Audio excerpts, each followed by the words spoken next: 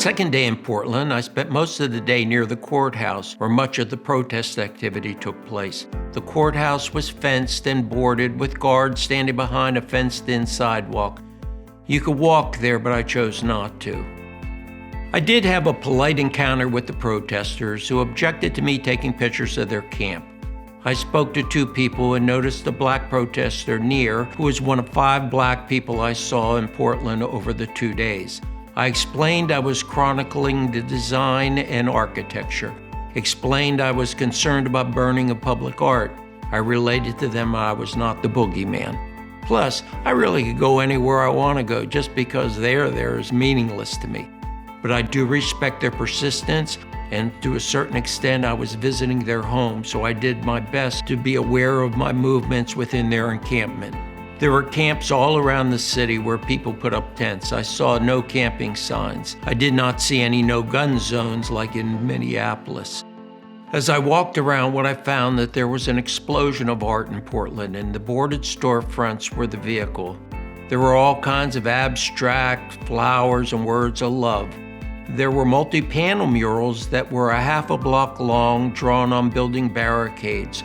Lots of intricate work it must have taken hours or days to complete.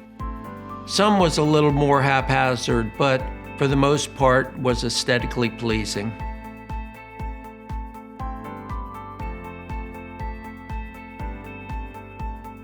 There was a large amount of board art that was political in some sense, but more racially important, as members of the race were singled out, sometimes as heroes and sometimes as victims. And I will say their names: T.D. Gully, Elijah McCain, Kendra James, Colette Coven, Tamir Rice, Jackie Robinson, Zora Hurston, and Major Taylor were featured prominently, and in some cases more than once. It was hard to know what was covered with the black paint and then the gray on many of the boards in the city. The continuing theme of Rose City was a form of internal guerrilla marketing, which I appreciated. There were existing art murals that were legitimately on walls somewhere in town, and there were not as many as you would expect. I tried to catch some of the comments written on the wall as voices of the people.